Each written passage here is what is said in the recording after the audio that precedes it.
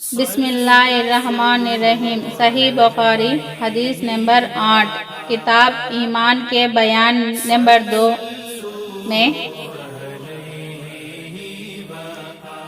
رسول اللہ صلی اللہ علیہ وسلم نے فرمایا، اسلام کی بنیاد 5 چیزوں پر قائم کی گئی ہے۔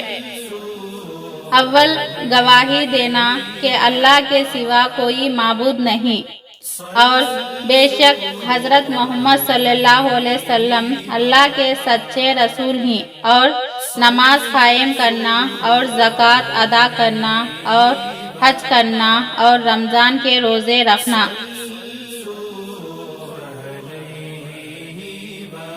آپ کو یہ حدیث پسند آئی ہو تو لائک کرو، سبسکرائب کرو، بیل آئیکن کو پریس کیجیے۔